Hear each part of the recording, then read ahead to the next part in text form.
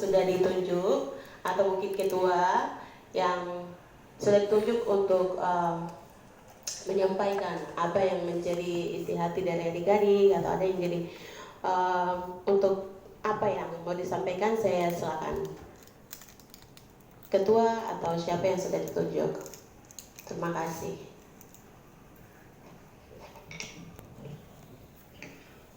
Baik, terima kasih yang terhormat Bapak Ibu Dewan Perwakilan Rakyat Papua, yang terhormat kawan-kawan pimpinan mahasiswa, baik dari kawan-kawan USTJ, kawan-kawan BEM 9 BEM DPMF Selingkungan Universitas Cendrawasih, dan kawan-kawan aktivis serta kakak dari LBH yang saya terhormat.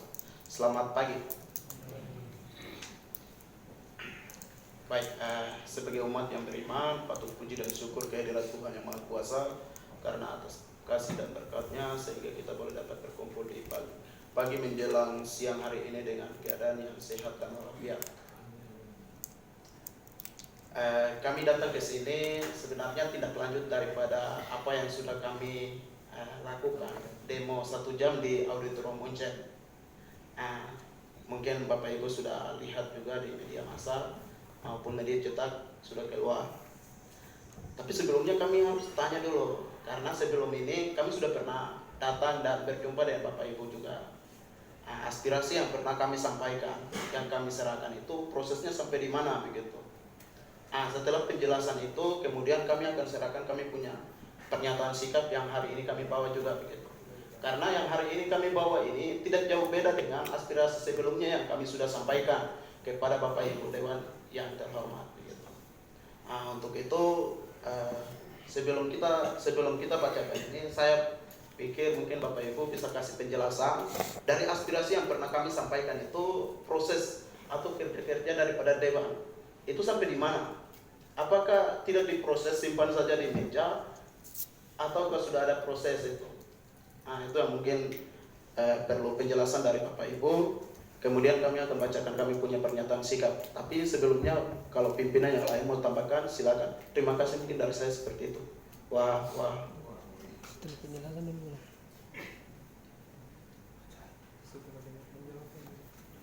Penjelasan. Terima kasih. Maka ketika tadi sampaikan wajib, menurut saya wajar, tidak asing, karena waktu itu kita sama-sama sobat orang waktu kasih aspirasi, dan saya dan Ibu termasuk yang mendampingi ketua waktu itu, ketua DPR. Jadi yang perlu saya sampaikan kepada Bapak, sobat, saya tidak mungkin bagi Bapak Ibu, sobat-sobat orang, kawan-kawan. Jadi kita setelah mendapat aspirasi yang disampaikan oleh teman-teman waktu itu, pas bertepatan dengan COVID itu, memang pada akhirnya yang semula kita berencana waktu jadi ketua untuk mengundang, ya ada perwakilan ya, untuk ke Kalimantan, pada akhirnya tidak bisa dilakukan karena COVID. Maka yang dilakukan adalah waktu itu adalah membangun komunikasi dengan Kajang, Pasar Papadiko ini, supaya bagaimana melihat teman-teman, sebenarnya tidak hanya terbatas kepada teman-teman di Kalimantan, teman-teman aktivis kita dari Papua sini yang kemudian ada bersengketa dengan hukum itu, tolong diperhatikan supaya mereka jangan kemudian jadi korban atas hukum, tekanan hukum yang ada. Itu yang waktu itu yang bisa dilakukan oleh kita bersama pimpinan Dewan, dalam hal ini Pak Ketua DPR. Jadi memang kami tidak bisa berangkat, tidak bisa mengajak teman-teman yang sesuai dijadikan oleh Ketua DPR itu karena situasi saja ya, situasi COVID yang kemudian tidak bisa buat kita berangkat. Tapi komunikasi itu antara orang Jati itu jalan. Nah, proses kemudian di luar ekspektasi kita semua, kemudian jadi tuntutan hukum yang begitu tinggi itu yang memang di luar ekspektasi kita. Tapi komunikasi sudah kami bangun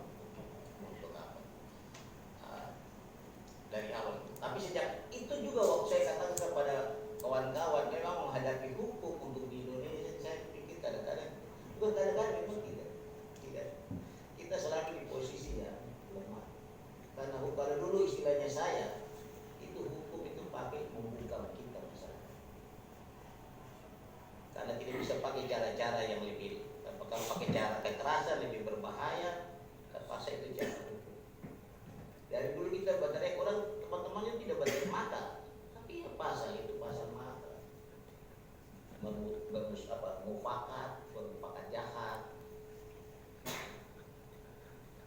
Jadi sudah barang tentu, meskipun memang ada pesimis juga ketika kita bicara dengan, kalau saya cara berpikir saya sangat pesimis juga kalau kita bicara dengan Kajati, karena Kajati ini bagian yang melaksanakan tugas-tugas dari pelaksanaan.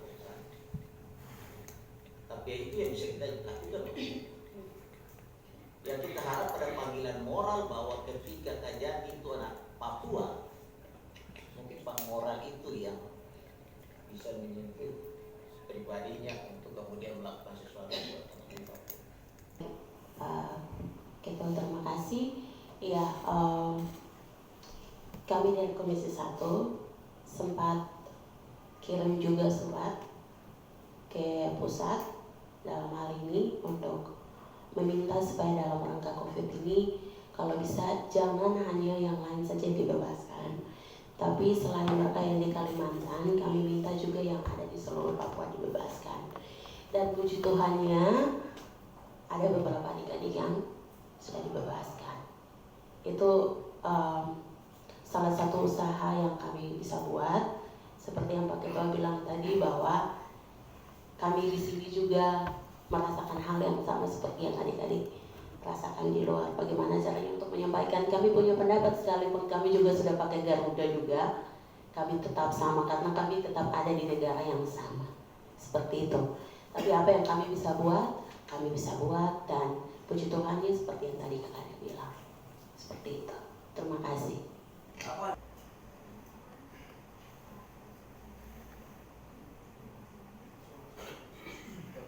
Kalau satu orang hari ini Pak Lawrence sebenarnya kadang-kadang paling rajin bersuara di media.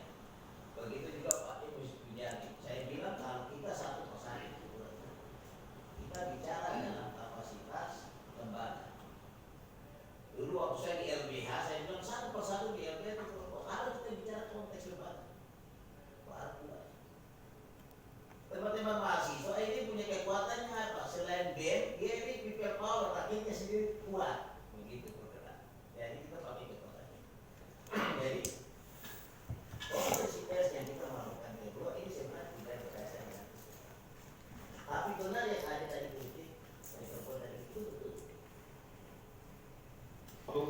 Yang pertama kami patut mengucapkan kepada Tuhan karena kami bisa berjumpa di tempat ini, dan yang terhormat DPRD yang telah bersama-sama dengan kami pada kesempatan pagi menjelang siang hari ini. Mungkin dari kami bahwa yang mana sudah disampaikan, perkenalkan nama saya Ade Menusabu, Ketua BEM Visip Punjen. Mungkin dari saya di sini yang mana tuntutan kami yang sudah disampaikan oleh Pak Ketua BEM Hukum bahwa beberapa hari yang lalu sempat kami turun untuk beberapa poin penting yang sudah ada dalam map itu untuk kami berikan. Tetapi harapan kami bahwa aspirasi yang diberikan ini karena sidang ini ini mungkin tanggal 14. Jadi sebelum tanggal 14 mohon aspirasi kami ini segera direalisasikan dalam waktu dekat sebelum tanggal 14 atau 13 begitu. Sebelum hakim melakukan putusan. Harapan kami bahwa sebelum putuskan maka menjadi beberapa poin penting ini. Harapan kami bukan di sini saja, tadi di MRP juga kami sampaikan dengan karena kami tidak kemana-mana, ini lembaga kami, makanya kami dari seluruh BEM dan OKP sekota Jayapura atau khusus Papua kami datang kepada Bapak DPR dan anggota-anggota DPR di tempat ini untuk sebelum tanggal 14 melakukan ini. Harapan kami untuk segera melakukan komunikasi dengan pihak-pihak yang ada, pihak-pihak terkait, karena yang mana hari ini realita yang kami sudah lihat bahwa pelakunya hanya 8 sampai 5 bulan dibebaskan, sedangkan kami ini adalah bukan pelakunya, tapi kami adalah dampak korban dari itu. Makanya kami sampai 17 sampai 10. Ini di mana keadilan? Ini negara hukum, negara demokrasi. Kami minta keadilan itu. Begitu. Apakah ada hukum bagi kami orang Papua atau tidak? Kalau memang ada, nyatakan. Begitu. Harapan kami bawa kemana?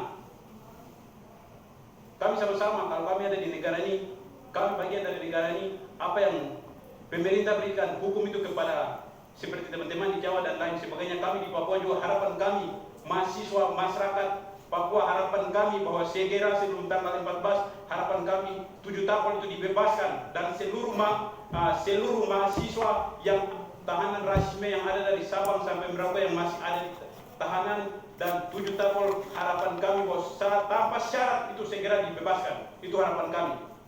Begitu. Dan pihak lembaga MRP, DPR, gubernur jangan putar-putar. Sebelum tanggal 14 itu harapan kami segera realisasikan. Kami tunggu itu saja. Jika tidak, maka kami juga akan turun aksi untuk tuntut mana keadilan yang sebenarnya. Begitu. Maka ini negara hukum, maka kembalikan kepada hukum. Mungkin dari saya sekian, karena saya nada keras karena tidak sesuai hukum dan yang ada di sini. Hari ini realita bahwa kami mau menyampaikan pendapat di muka umum saja kami dibungkam. Sampai hari ini kami ke MRP untuk menyampaikan saja kami dikejar sampai. Emang kami ada salah apa? Kami ini teroris. Kami hanya mau menyampaikan apa yang menjadi keluh kesah kami kepada pihak-pihak tersebut. Tapi hari ini juga sampai di sini juga kami masih. Makanya harapan kami bahwa tolong. Mungkin dari saya sekian dan waktu saya kembalikan. Terima kasih. Oke, silakan Adi. Baik, terima kasih untuk kesempatan yang terhormat Bapak DPR dan Ibu DPR, kemudian abang-abang IPH, serta pimpinan mahasiswa yang telah kita bersama di sini, terutama Pak Jon Sabzul Dekat Tuhan. Satu hal yang saya sampaikan bahwa Bapak dan Ibu adalah perwakilan rakyat Papua, dan kita sebagai pimpinan mahasiswa adalah penyambung lidah daripada rakyat, sehingga saat ini juga saya bertegas bahwa Bapak dan Ibu tolong secara lembaga kalau bisa jumpa pers, karena dihitung dari hari ini sampai dengan tanggal 16 dari 6 hari saja sebelum putusan berlangsung. Sebab kami rakyat Papua dan mahasiswa Papua merasa bahwa memang yang ada di Republik ini tidak ada bagi kita. Mungkin Bapak dan Ibu tidak merasakan itu, tetapi kami rakyat dan mahasiswa merasakan itu. Sehingga harus hukum menyatakan kepada kita rakyat Papua. Kalau tidak, maka tutup daripada kita mahasiswa, kita akan turun dan ketemu lagi di tempat ini. Kemudian satu hal lagi, yang pertama kemarin punya itu belum sampai di mana, sekalipun sudah ada upaya, terima kasih, tetapi bagi kami tidak sepenuhnya. Sehingga tolong itu pernyataannya. Sekian, terima kasih. Sekian.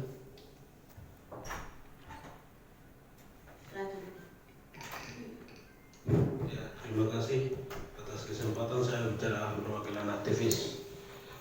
Ya, pertama kita bicara masalah rakyat dan rakyat. Di antara ini rakyat semua ya.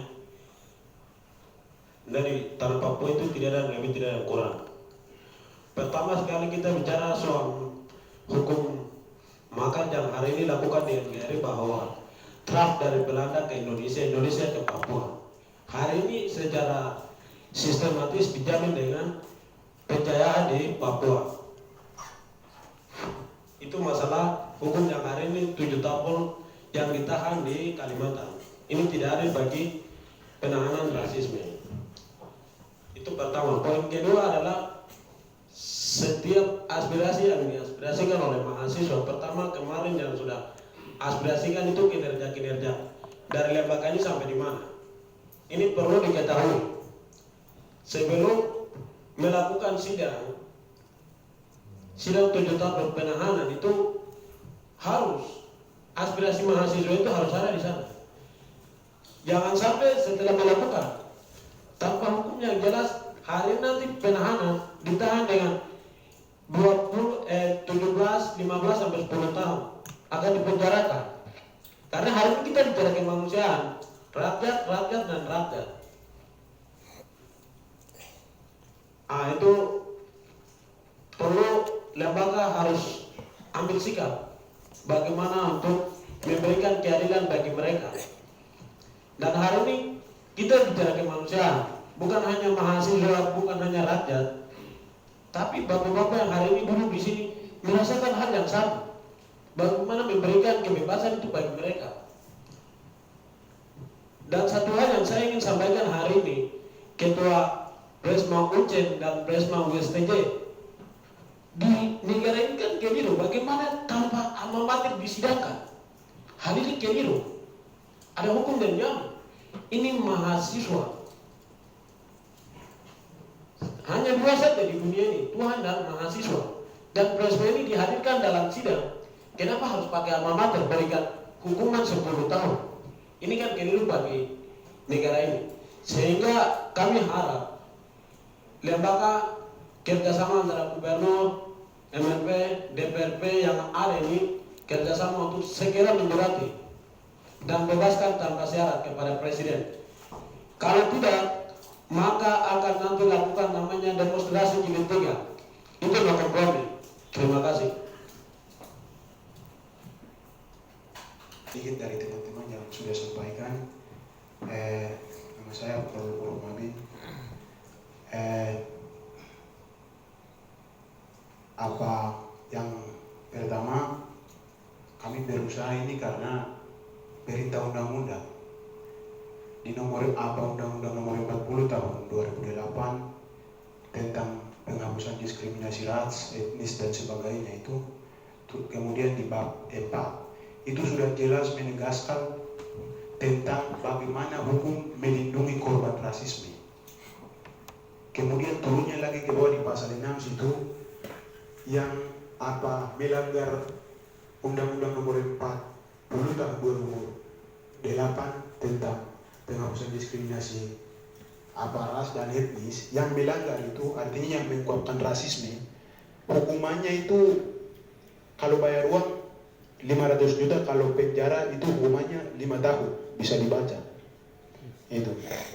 Sehingga kalau kita pakai instrumen hukum ini, dari mahasiswa bicara, dari lembaga DPR juga bicara, ada kemudahan saya rasa. Karena itu perintah undang-undang, bukan kami buat-buat. Itu. Kemudian masyarakat Papua hari ini, terutama mahasiswa, bicara korban rasisme karena dalam Pancasila sebagai landasan negara di alinea pertama dan ketiga itu, alinea pertama itu sudah jelas kemanusiaan yang adil dan beradab itu. Kemudian disinkronisasi dengan kejadian Surabaya, ada katakan monyet dan sebagainya. Itu keadilan yang beradab kan tidak? Keadilan dan kemanusiaan yang beradab kan tidak? Itu persoalan pertama. Yang ketiga, persatuan Indonesia itu kalau rasisme ini terjadi terus, nanti akan bersatu utuh selamanya kan tidak? Itu. Seharusnya negara tanggap itu. Itu. Aksi mahasiswa di tanggal 18 dan tanggal 19 dan 29 itu sebenarnya kalau dari perspektif bentuk negara, masyarakat itu mereka mendukung sebenarnya supaya tidak boleh kesatuan itu bisa-bisa sebenarnya. Terus kemanusiaan yang adil dan beradab itu di mana sebenarnya? Tapi malah seperti itu kenyataannya. Itu bagaimana? Itu sehingga yang saya meminta lembaga DPR sebagai lembaga representatif, alangkah baiknya terlepas dari aspirasi, meneruskan aspirasi mahasiswa dan masyarakat, kalau ada lagi dari masyarakat, bicara juga atas nama lembaga berdasarkan undang-undang, instruksi undang-undang yang tadi saya sampaikan. Kalau tidak percaya nanti bisa baca, karena itu beberapa muatan yang sempat dikeluarkan di media itu cuma lembaga DPR atau anggota DPR meminta saja, itu meminta saja. Tapi di dalamnya belum tertera undang-undang, itu tidak kuat. Kita mau menyelamatkan, kita punya orang di negara ini harus bicara berdasarkan mereka sendiri punya undang-undang, karena mereka melanggar terlalu banyak juga, begitu. Jadi mungkin saya minta itu atas nama konstitusi penghapusan diskriminasi ras dan etnis, lembaga juga bisa bersuara untuk mempermudah kami punya usaha supaya lembaga mahasiswa, DPR, masyarakat semua bicara, itu baru ada kekuatan. Baik, mungkin itu dari saya. Terima kasih. Minta maaf saya tarik kembali kalau ada kata-kata yang kurang berkenan. Ya, izin, sehingga sebelum kami serahkan kita punya aspirasi, terakhir sekali saya kasih kesempatan kepada kawan-kawan dari LBH karena mereka minta kesempatan. Baik, mungkin tidak bosan-bosan karena ini kader juga dari Bapak, sehingga silakan. Terima kasih.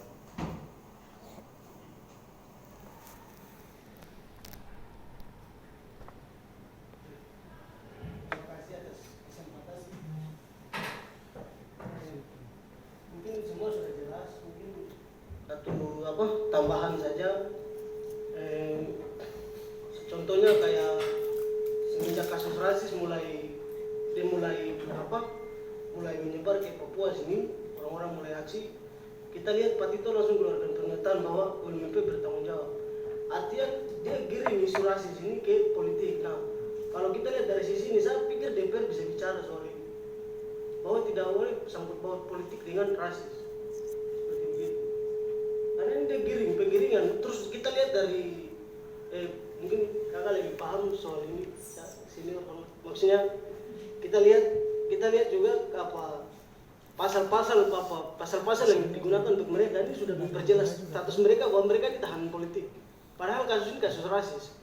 Nah, di sini saya pikir DPR bisa bicara soal itu. Kalau mungkin tidak bisa ganggu soal dia punya vonis dan segala macam, coba bicara soal ini. Hampir dari setiap tahun dan mungkin sebelum saya lahir juga, orang Papua selalu bicara itu dikaitkan dengan politik dan politik. Tidak pernah lihat dari sisi hukum. Dan tidak pernah pisahkan ini masalah ini, tapi digiring semua. Nah, di sini yang saya lihat mungkin Bapak dorong bisa bicara terus. Kemarin ada fakta persidangan berapa kali yang saya ikut abang dong, kita sidang online itu dengan kakak Emmanuel, macam Stephen Itlai dengan sama Bapak Bukhtar ini. Ini mereka ini yang tidak sudah jelas tidak ada sangkut pautnya dengan demo, tapi mereka diangkat juga seperti begitu. Nah, hal-hal seperti begini yang mohon mungkin Bapak dorang bisa dalam konferensi pers itu coba tolong bicara kita orang Papua ini juga punya hak yang sama begitu. Tidak harus segala sesuatu dikaitkan dengan politik seperti begitu. Mungkin itu dari saya. Terima kasih. Teman-teman dari LBH, saya pikir memang sangat baik. Memang ini menjadi masalah ketika rasisme itu berubah ke arah politik, maka itu kemudian Bukhtar CS itu kemudian dikenakan pasal makar. Kalau pasal makar tidak dikenakan karena politik itu sebutan politik, maka saya sepakat. Mari tetap kita bicara soal bagaimana rasisme saja, tidak usah diseret-seret ke politik seperti itu. Kalau memang orang kalau bicara politik ya silakan proses politik, tapi kemudian kan kita tidak bicara di situ.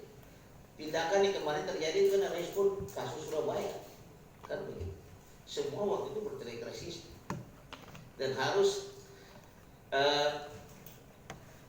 saya sebenarnya tidak mau bakar situasi, karena ini saya tidak tahu, mungkin juga gini tidak aman kalau kita bicara terlalu bebas. Tapi saya pikir kalau kita DPR itu ya, mungkin dengan panggilan kita yang ada masing-masing jiwa yang kita bawa masuk ke sini, saya pikir kita boleh duduk di bangunan yang mega seperti ini, tapi tidak pernah mungkin bisa berubah. Kita punya hati yang pernah ada, pernah kita sama-sama. Saya pikir tidak bisa berubah. Jadi gerakan kita tetap jalan, gerakan teman-teman tetap jalan seperti itu. yang menjadi tugas DPR kami tugas, tetapi jangan berharap banyak. Kami sepanjang kami ada, kami tetap melakukan apa itu. Tapi juga saya tetap masih mau gerakan mahasiswa tetap jalan. Kalau mau mahasiswa tidak bergerak, menurut saya kita menjadi mati. Ada lembaga MRP adalah sebenarnya bicara soal budaya, hak hidup orang Papua. Sama juga kita DPR, tapi kita ini kan dalam sistem. Tapi sistem sebenarnya juga masih ada manusia-manusia yang masih punya hak.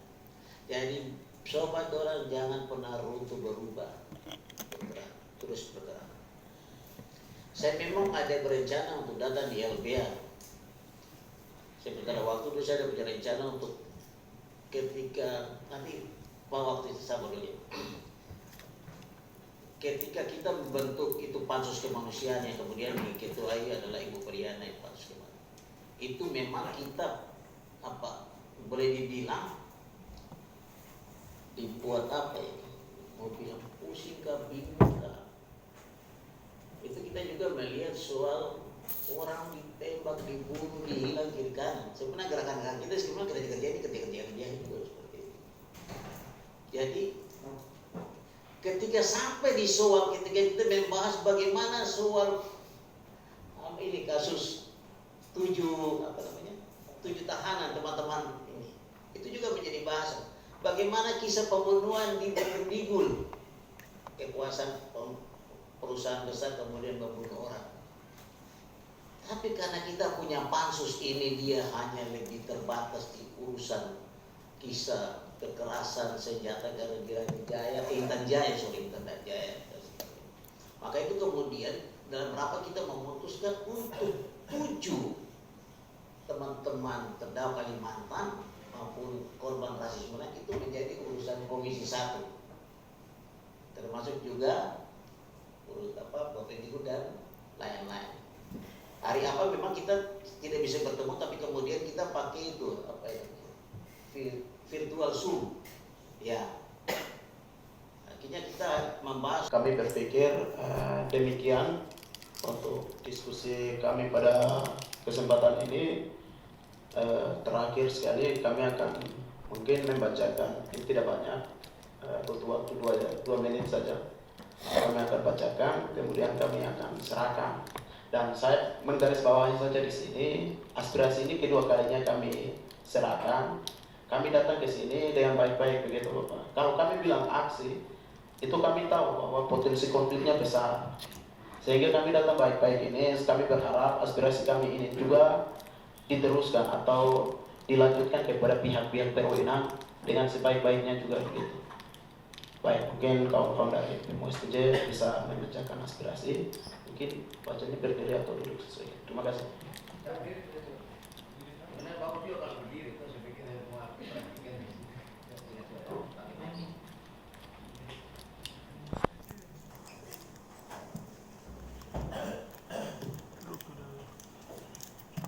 Mahasiswa Papua, pernyataan sikap.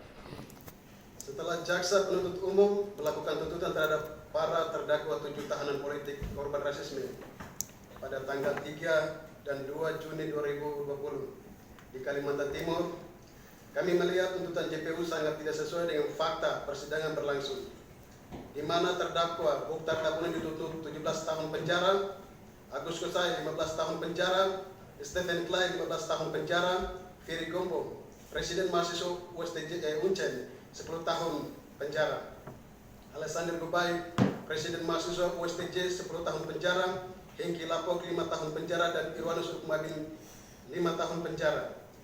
Merupakan tuntutan yang sangat keliru dan sangat bertentangan dengan prosedur 1904 PBB tentang penghapusan segala bentuk diskriminasi rasial dan Undang-Undang 40 tahun 2008 tentang penghapusan diskriminasi ras dan etnis di Indonesia. JPU juga tidak memperhatikan KUHP pasal 184 tentang pembuktian alat bukti, namun JPU sepihak pada keterangan ahli, di mana para ahli yang kita hadirkan juga tidak independen dalam memberikan fakta-fakta hukum. Maka kami solidaritas mahasiswa Papua meminta kepada penegak hukum untuk menegak hukum yang seadil-adilnya terhadap setiap warga negara berdasarkan equality before the law atau persamaan hak di muka umum. Oleh sebab itu, kami meminta kepada satu, Presiden Republik Indonesia segera membebaskan 7 tahanan politik korban rasisme di seluruh Indonesia. Satu, meminta kepada Republik Indonesia segera membebaskan tanpa syarat tahanan politik korban rasisme di seluruh Indonesia, terutama 7 tahanan politik korban rasisme yang sedang disidangkan di Kalimantan Timur. 2. Gubernur, DPRP, MRP segera meminta kepada para penegak hukum untuk membebaskan 7 tahanan politik yang sedang didiskriminasi oleh para penegak hukum. 3. JPU, Javed Bunai DKK segera menindaklanjuti kembali tuntutan yang sama sekali tidak sesuai dengan fakta-fakta persidangan terhadap 7 tapol korban rasisme di Kalimantan Timur dan bertindaklah sebagai JPU yang bijaksana tanpa ada desakan oleh pihak manapun. 4. Meminta kepada hakim untuk tetap menegakkan hukum dan keadilan sesuai Undang-Undang tahun 1945 pasal 24 ayat 1 tentang kekuasaan kehakiman yang merdeka untuk menyelenggarakan peradilan guna menegakkan hukum dan keadilan. 5. Apabila poin 1 dan 4 tidak dapat diindahkan sebelum amar putusan dijatuhkan, maka kami akan melakukan demonstrasi tolak rasisme jilid 3. Demikian pernyataan sikap ini kami buat dengan sadar dan untuk tegakkan, walaupun langit runtuh, hukum tetap ditegakkan dengan seadil-adilnya. Jayapura 6